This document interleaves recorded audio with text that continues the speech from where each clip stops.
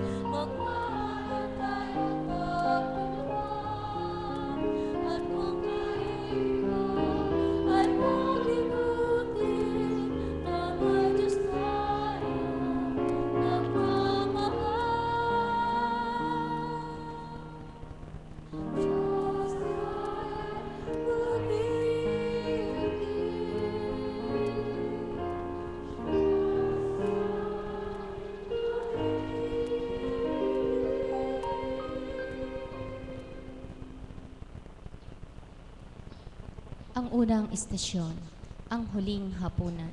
Sinasamba ka namin at pinupuri, Panginoong Hesukristo. Sapagkat sa pamamagitan ng iyong banal na krus ay tinubos mo ang sanlibutan. Pagbasa ng Ebanghelyo ayon kay San Lucas. At pagkatanggap sa kalis, nagpasalamat siya at sinabi, "Kunin niyo ito at pagsaluhan. Sinasabi ko nga sa inyo, hindi na ako iinom mula ngayon ng galing sa ubas hanggang dumating ang kaharian ng Diyos." Kumuha siya ng tinapay, nagpasalamat, pinirapiraso ito at ibinigay sa kanila habang sinasabi, "Ito ang aking katawan na ibinibigay dahil sa inyo. Gawin niyo ito bilang pag-alala sa akin."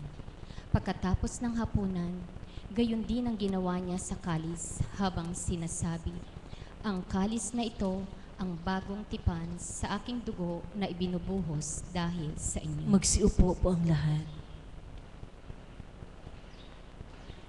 Pagninilay. Pasalamatan natin ang Panginoon para sa Eukaristiya na kanyang handog sa atin.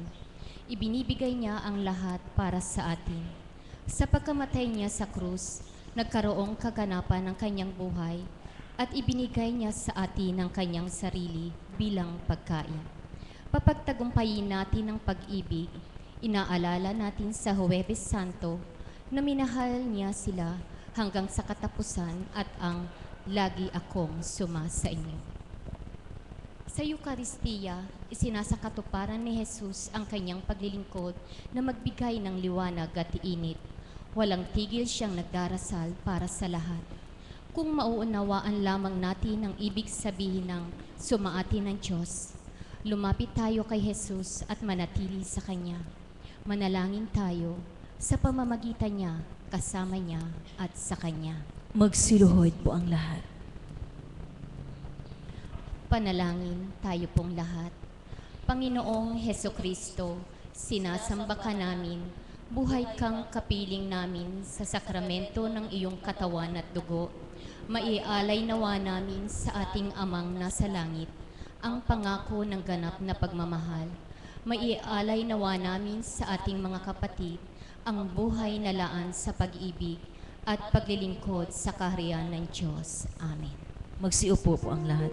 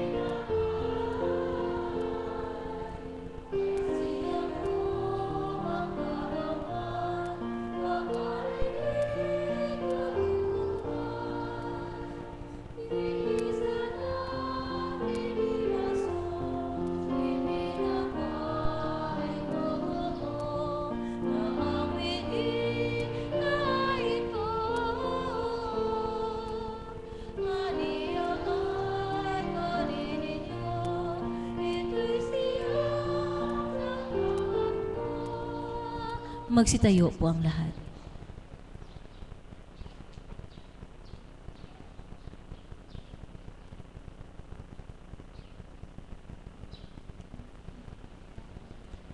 Ikalawang istasyon. Sinasamba ka namin at pinupuri, O Panginoong Hesus. Sapagkat sa pamamagitan ng iyong banal na krus ay tinubos mo ang sanlibutan. Pagbasa ng Ebanghelyo ayon kay San Lucas. Lumabas si Jesus at pumunta siya tulad ng dati sa bundok ng mga olibo. Kasama rin niya ang mga alagad. Pagdating sa lugar, sinabi niya sa kanila, "Manalangin kayo upang di madala sa tukso." Lumuyo siya sa kanila ng mga isang pukol ng bato ang layo, lumuhod at nanalangin, "Ama, kung gusto mo, alisin mo sa akin ang kalis na ito, Gayon may huwag ang kalooban ko, kundi ang sa iyo, ang masunod. At nagpakita sa kanya ang isang anghel mula sa langit at pinalakas siya. Simbigat ng kamatayan ng kanyang nadama, kaya nanalangin siya ng mas taimtim pa. Ngunit pinawisan siya ng malalaking patak ng dugo na pumatak sa lupa. Magsiupo po ang lahat. Pagninilay. Kahanga-hangas na matanggap ang kamatayan. Ang magawa ito, gayon din tulad ng ginawa ni Jesus sa hardin ng Getsemani. Ang magawa ito at matanggap ang lahat ng takot at pangamba, lahat ng paghihirap sa kasalukuyan. Ama, hindi ang kalooban ko, kundi ang kalooban mo ang masunod. Sa iyong mga kamay, inihahabilin ko ang aking espiritu. Tulad ni Jesus, ang banal na guro, kailangan nating dumaan sa maraming paghihirap at pagsubok upang makapasok sa kaluwalhatian. Magsiluhod po ang lahat. Panalangin. Diyos na aming Ama, kapuri-puri ang pagbibigay buhay at higit na kapuri-puri ang pagpapanibagong buhay. Sa huling gabi ng iyong anak sa daigdig, lumuhas siya ng dugo sa bigat ng kalooban. Ngunit walang katulad na kaligayahan naman ang hatid ng bukang liwayway. Huwag ka pong lumayo sa amin, kung hindi babalik kami sa alabok. Sa pagtaas mo sa amin kasama ni Kristo, gayon mo pong kagalakan ng aming pagluluksa. Amen. Magsiupo po ang lahat.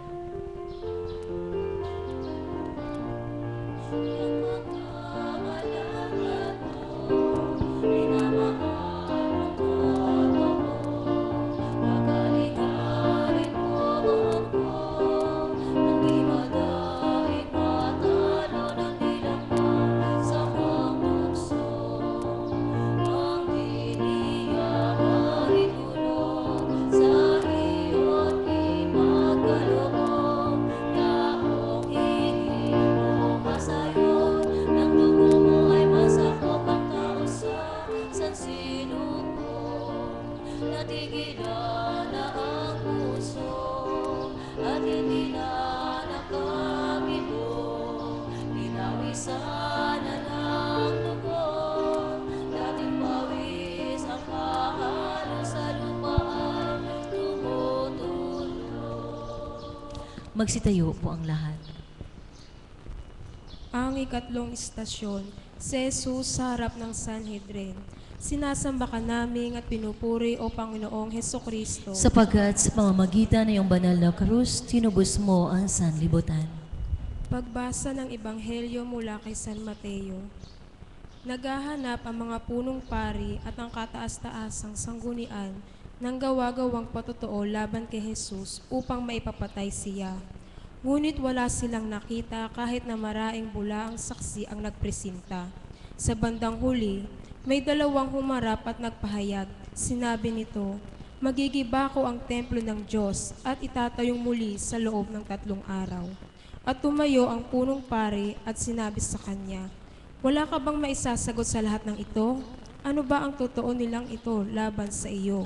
Ngunit nanatiling tahimik si Jesus. Kaya sinabi sa kanya ng punong pari, "Iniuutos sa iyo sa pangalan ng Diyos na buhay, sabihin mo sa amin, ikaw ba ang Kristo, ang anak ng Diyos?" At sumagot si Jesus, "Sinabi mo at sinabi ko sa inyo, sa hinaharap ay makikita ninyo ang anak ng tao na nakaupo sa kanang kamay ng makapangyarihang Diyos at dumarating na nasa ibabaw ng mga ulap ng langit." Pinunit ng punong pari ang kanyang damit habang sinasabi, "Nilait niya ang Diyos. Kailangan pa ba ang mga saksi? Kayo na mismo ang nakarinig sa paglalapastahang ito. Ano ang iyong pasya?" Sumagot sila, "Kamatayan ang dapat sa kanya." Magsiupo po ang lahat. Pagninilay. Tumanggi ang sangkatauhan na ibigay ang pagsambang para kay Jesucristong tao at Diyos. Ang anak ng Diyos na nagpakatao, ang ating guro, ang tagapagligtas, pari at handog. Ngunit patuloy na nilapastangan ang kanyang pangalan. Panindigan mong magbayad puri. Lumago ka sa diwa ng pagkakabuklod kay Jesus.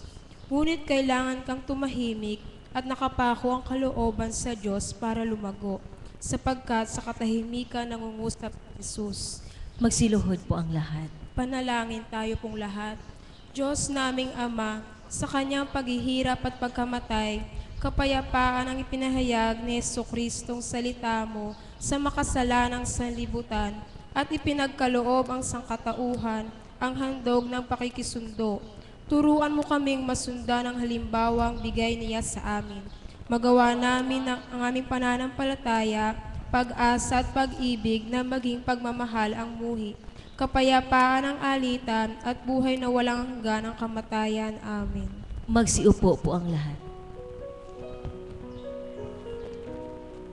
Ipinasok na si Kristo sa mundo, si Pilato, tinanong na manibago,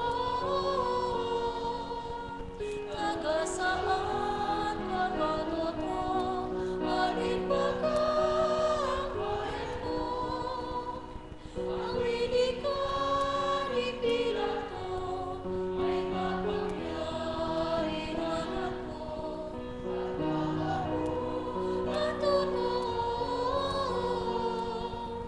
matay at buhay sa iyo, ako'y di mahihanggan mo. Di sumagot kapag Ama, itong koderong bahala, kusang ano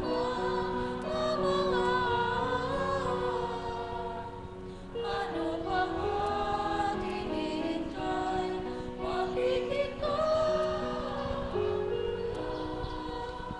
Magsitayo po ang lahat. Ang ikaapat na istasyon, si Jesus sa harap ni Pilato. Sinasamba ka namin at pinupuri, O Panginoong Hesukristo. Sapagkat sa pamamagitan ng banal na krus, tinubos mo ang sanlibutan. Pagbasa sa Ebanghelyo ayon kay San Juan. Kaya muling pumasok si Pilato sa palasyo. Tinawag si Jesus at sinabi sa kanya, "Ikaw ba ang hari ng mga Hudyo?"